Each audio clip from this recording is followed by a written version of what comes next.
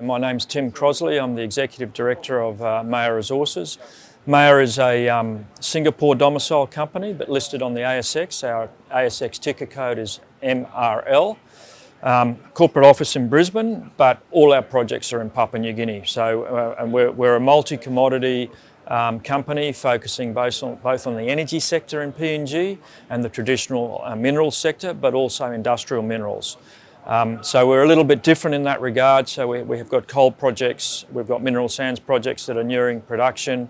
We've just finished a definitive feasibility study on a large cement and lime project, $350 million project.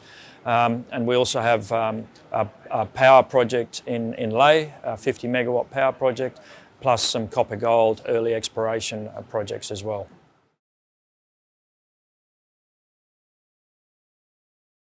We're operating solely in Papua New Guinea at the moment. As I was saying, focusing across energy, industrial minerals and traditional base and precious metals. Our projects span across coal, power, traditional mineral sands, copper gold and cement and limestone. In terms of the progress on those projects, I guess the most advanced at the moment is our mineral sands project. We expect to be in production in less than 12 months in that project. And we've just completed a definitive feasibility study on a world-class cement and lime project in PNG as well. So the key milestones for us this calendar year are to commence site works on our Orocolo Bay project, which is the mineral sands project, with the intention of being into first stage production in Q1 2020. In terms of the cement and lime project, key milestone is to reach financial investment decision by the end of this calendar year. As I mentioned, we've completed a feasibility study and we're now moving into full project financing for that project. With a timeline to deliver FID by December 2019. In regards to our power station project, I guess the key milestone that we're working on is to have the power purchase agreement signed, which will be the key enabler to then move into project development on that project.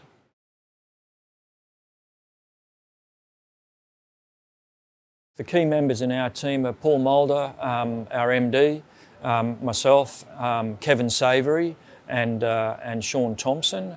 Just briefly, the bios of those people. Paul and I have known each other for 20 years. We were both working for BHP.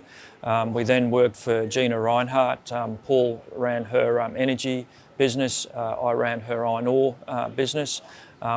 And then Paul left and set up Mayur Resources, and I joined him in early 2015 as Executive Director of that company. In 2018, we hired Kevin Savoury. Kevin's a career cement industry person, and we hired Kevin from Cement Australia, and he is our CEO for the cement business, and is leading that business through its development cycle and ultimately through to production. Sean Thompson heads up our mineral sands area. He's got a strong history in that area from New Zealand and his exposure to Taharoa, which is a large project in New Zealand, and is managing that project through to first production.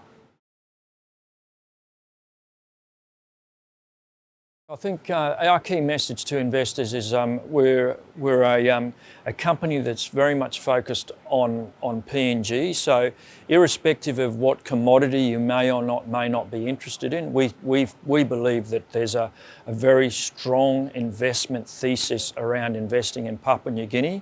Why we say that is because we've got the early mover advantage across a number of business opportunities there: power, mineral sands, coal, and cement and limestone.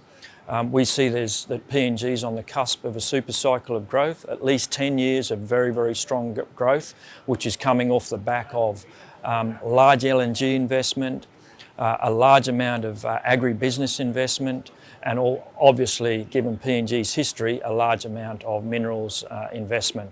We just think it's a great time to be investing in PNG. It's lagged the rest of Asia in terms of its development. We can't see that lag can continue with the gap that currently exists. So as that gap closes, we just think it's a wonderful opportunity, and Mayur's one of the few companies that's got the exposure across both energy, industrial minerals and traditional minerals.